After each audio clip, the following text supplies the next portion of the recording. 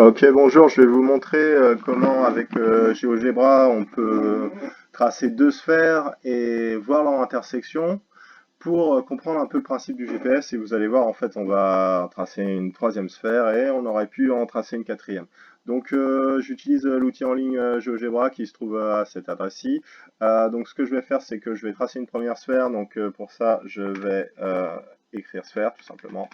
Et va falloir que je lui donne les coordonnées du centre et le rayon. Donc la première sphère, je vais la mettre par exemple aux coordonnées x, y, 1 et 1. D'accord. Donc je vais lui donner un rayon de 1. Et donc là, en fait, par exemple, elle est censée symboliser le fait que la distance au satellite, elle est de 1, une unité arbitraire. Okay, donc je vais ensuite créer une deuxième sphère qui va s'appeler B. La première s'est appelée A automatiquement. Donc je fais ma deuxième sphère. Là. Et elle, je vais par exemple la mettre en coordonnées 1, 2 et lui donner comme rayon 1 aussi. D'accord. Donc là, je peux voir mes deux sphères. Donc ce que je vois, c'est que mes deux sphères, elles s'intersectent.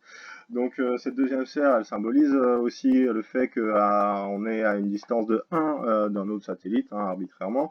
Et donc bon, je vais regarder l'intersection de ces deux sphères. Et pour ça, je vais taper intersect. Voilà, et je vais prendre intersect conique.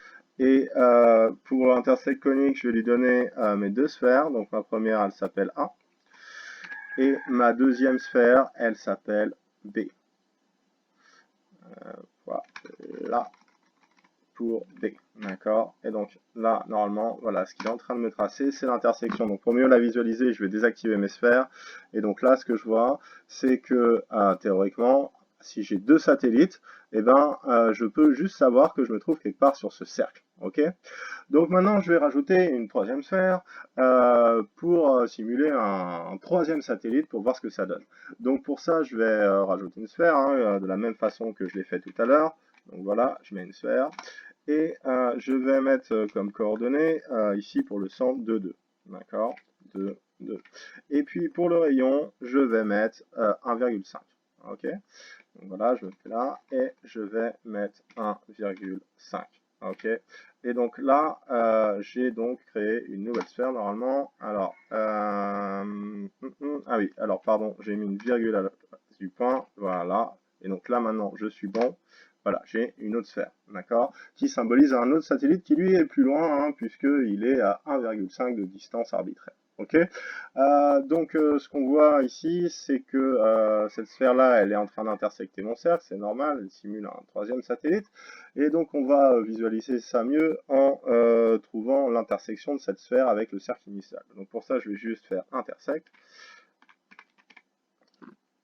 et je vais donc donner, alors, pardon, je vais mettre ça à la poubelle, voilà, delete, et donc je vais juste taper, pardon,